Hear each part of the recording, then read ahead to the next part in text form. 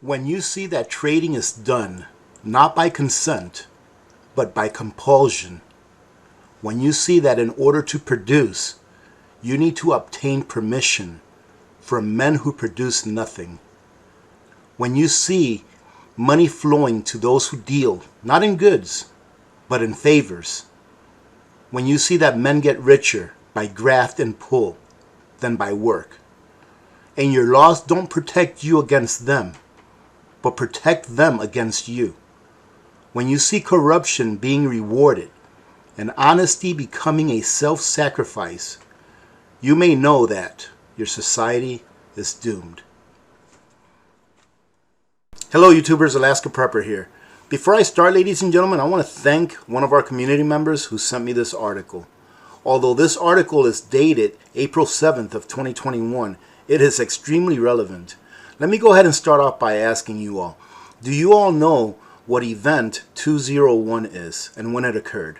Event 201 was a simulation event where they simulated what would happen if there was a worldwide health crisis, just like occurred here in the last year and a half or so. Well, ladies and gentlemen, this simulation event occurred on October of 2019. Do we all remember what happened around February and March of 2020? Yes, we all remember what happened. It's when this health crisis became mainstream and everyone knew about it, and governments started to take, in my opinion, draconian actions that were not necessary, and that instead of really helping, really ended up imploding our economies, not only here in the United States, but worldwide. If you don't agree with that, just look around. Just read a few headlines. Take a look and see how countries are doing economically after this event. Take a look and see how many people are on the threshold of being kicked out of their homes, either their rentals or their actual homes, because they are not able to pay their rent or their mortgages. Take a look and see how many people lost their jobs. And now take a look and see how many people are needed in workplaces but refuse to work because the government is doling out free cash that is not free at all. It comes out of all of our pockets, and it will definitely come out of the pockets of those that come in the next generations. So take a look at that and see if it did not affect the world as they predicted that it was going to affect the world in this Event 201. Like I said, it occurred in 2019, October, and look at what happened just a few short months later. Now, as this article states, Cyberattack simulation prepping us for a cyber health crisis. Forgive me if I have to use different words in order to get around the algorithm, but this is the game that we have to play in order to be able to get our message out to as many people as possible. As you've known in the last several months, just here in the US, there has been a lot of cyber attacks. We have the pipeline that went down. We have that meat company that went down, right? We have the cyber attack that occurred in Puerto Rico that took out their entire grid pretty much. We have a cyber attack that occurred, I forgot what state it was in, but that they tried to poison their water. And now I just read that there was a cyber attack in California where they tried to do the same thing with their water supply to poison it. So should we be a little curious? And should we really look into something like this that they're forecasting? Because things went really well for them in predicting what was going to happen in 2020 when they were doing their simulation in 2019. Maybe we should pay attention at what other simulations they are preparing to do. That way we can maybe better prepare for what it is that may be coming down the line. That's what we do, ladies and gentlemen. Preppers take a look at what may be coming in the future, and they prepare for those things. So let's go ahead and read on here. It says, many people are aware of the simulation called Event 201 that preceded the worldwide health crisis. There was another simulation, however, that also predicted global catastrophe. What some readers may not know, however, is that the World Economic Forum conducted a similar simulation called Cyberattack 2020. This 2020 event also predicted a global catastrophe. A new cyber attack simulation, Cyberattack, will occur in 2021. The event will simulate a supply chain cyber attack similar to the SolarWinds attack that would assess the cyber resilience of the exercise participants. The exercise comes several months after the WEF, the International Organization for Public-Private Cooperation, that counts the world's richest elite among its members. Did you hear that, ladies and gentlemen? That counts the world's richest elites among its members. If any of you out there that is an average Joe and Jane, all right, like I am, was part of that simulation event that they did, let me know. If anyone out there that works a regular 9 to 5 was part of that simulation event, let me know. Because here is saying that it was conducted with the world's richest elite among its members. Formally announces movement for a great reset, which would involve the coordinated transition to a fourth industrial revolution, global economy in which human workers become increasingly irrelevant.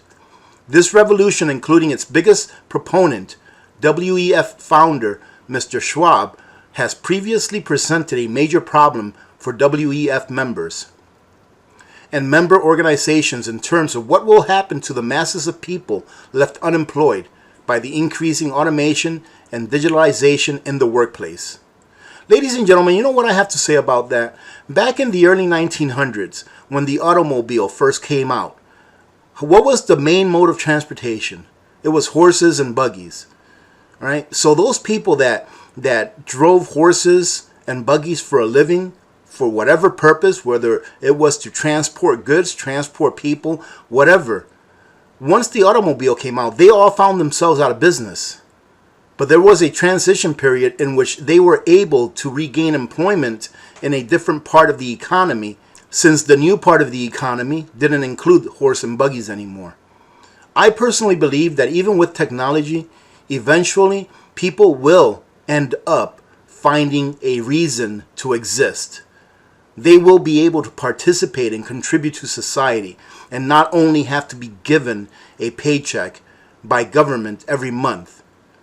Because what does that do, ladies and gentlemen? When you get a paycheck by government every month and you are dependent on that and only that, you become more subservient to that entity which provides you your food. New ecosystems that are digitally based and either partnered with or run by central banks are a key part of the WEF's Great Reset, and such systems would be part of the answer to controlling the masses of recently unemployed. As others have noted, these digital monopolies, not just financial services, would allow those who control them to turn off a person's money and access to services if that individual does not comply with certain laws, mandates, and regulations. And this is occurring right now, ladies and gentlemen, in China. In China, they have a social credit program where if you do not behave in a manner that is conducive to those people that are making the rules, guess what? You can be demonetized. Your life can be demonetized with the press of one key on the computer. So what does this sound like, ladies and gentlemen? So far, to me, this sounds like that they are going towards a system that will be able to control us, all right? Us, the laymen, us, the workers, all right? That will be able to control us fully just by them sitting behind a desk and a computer and doing whatever they want to manage our lives. How do the event coordinators describe CyberPolygon? The newly updated event website ominously warns, as the world is more interconnected and global digitalization accelerates, a single vulnerable link is enough to bring down the entire system. Just like the domino effect. A secure approach to digital development today will determine the future of humanity for decades to come. I agree with that, ladies and gentlemen. The thing I don't agree with is why is it that only these elitists are able to control these systems? This year's discussions during the live stream conference will center on secure development of ecosystems, with global digitalization further accelerating and people, companies, and countries becoming even more interconnected. Security of every single element of a supply chain is key to ensuring the sustainability of the whole system. Pretty much, they want to control everything that you consume. I was listening to a video that David Dubine over at Adapt 2030 made, I think probably about a year ago or so, and I didn't understand what he was talking about. But he was talking about that in the future, that every little grain that gets shipped from anywhere will be tracked, every individual grain. And I believe that for his example, he used wheat berries, right? What we use to make flour. He said that one day, every wheat berry in a shipment will be able to get tracked from the farm all the way to the plate. Every individual wheat berry. Now imagine how much work it must take to do that. No, ladies and gentlemen, it's easy. I received an article from one of you all here a while back, and I really didn't know what to do with it as far as doing a video with it, where it says that someone has invented some kind of a gas or a dust that is not harmful to biologicals, i.e. that we can consume it and it'll pass right through us. So this dust is going to be used at shipping ports, where when the grain is loaded onto a ship, that dust is going to go ahead and stick to each individual grain. And they're going to be able to track every individual grain. Just like David Dubine said. At the time when he was talking about it, I couldn't fathom how they could do it. But now it's becoming reality. They're going to be able to track everything that we consume. If we go to a digital currency, they'll be able to tell us what we can and can't consume. What we can and can't buy. If you're a bad person because you're talking bad about these systems they're creating, they just may demonetize your life. Crises seem to conveniently arise when the people in power want change. Never let a crisis go to waste. All this ties right into universal basic income, the very popular UBI introduced with even more vigor after this health crisis, has popularized consistent stimulus payments to survive the crisis. The idea of the UBI has been thrown around as a solution to poverty for some time. With the building blocks of the technological control grid already in place, adding a UBI forms a relatively strong foundation. Ladies and gentlemen, those of you that don't understand what UBI is, it is not money that is being printed out of thin air and then just given to you. You cannot print yourself into prosperity. The more that you print without manufacturing, the more of a difference between printing money and manufacturing, the more that those goods that you're going to buy that were actually manufactured are going to cost. So eventually, they're going to have to give you more and more and more money in order for you to just be able to buy the same things that you were able to buy in the years past. UBI will not work.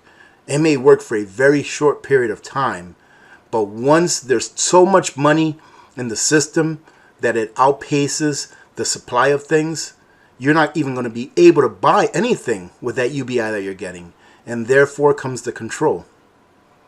Let me go ahead and finish it off with this, ladies and gentlemen. I'm going to go ahead and leave the link to this article at the bottom of the description, all the way at the bottom, if you want to revisit it. When the world's most powerful people, such as members of the WEF, desire to make radical changes, crises conveniently emerge, whether a war, a health crisis, or an economic collapse, that enable a reset of the system, which is frequently accompanied by a massive upward transfer of wealth. And that's what it's all about, ladies and gentlemen. This is all going to be a massive upward transfer of wealth, meaning that the power is going to go from the people to the few that sit at the top. I've been touting this for years now, that we are going to have the biggest transfer of wealth in the history of mankind. When they finally come up with their crisis and then their solution, we are going to have the biggest transfer of wealth in the history of mankind. So when this gentleman, Mr. Schwab, says that by the year 2030, you will own nothing and be happy, he means it. He's not kidding. He believes it. But if you are going to own nothing, then who will own everything? In my opinion, ladies and gentlemen, their plan is to own everything and to have you be the renters. Because as long as you have to rent, you have to work and you have to comply. So prepare yourselves. Plain and simple. Put yourselves in a position where if these infrastructures that they want to control go down, for a certain period of time, that you have already set a backup for that infrastructure that you rely on. It's very simple, ladies and gentlemen. It just takes time for you to do it. You have to take the time to do it and be serious about it.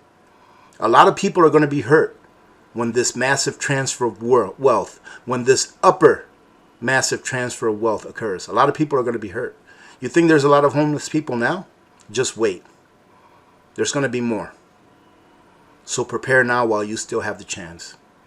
Having said that, thank you very much for joining in. I hope this wasn't very gloomy and doomy for you, but this is what's going on, ladies and gentlemen, and we have to take a look at what can occur in the future so that we can prepare today for what may happen tomorrow, in hopes that it never does happen. So those things that you do get, those things that you do prep, make sure you rotate them. No loss. Just make sure you rotate them. Don't let them sit there for 20 years unless they were specifically designed and packaged for long-term storage. Just rotate them, but have more than what you need. That way you can feel comfortable and be at ease that your family will have those things that they need in times of crises. And as you heard me read here, what do the elite love most? They love crises. Why? Because they never, ladies and gentlemen, they never let a good crisis go to waste. Never. Having said that, thank you very much for joining in.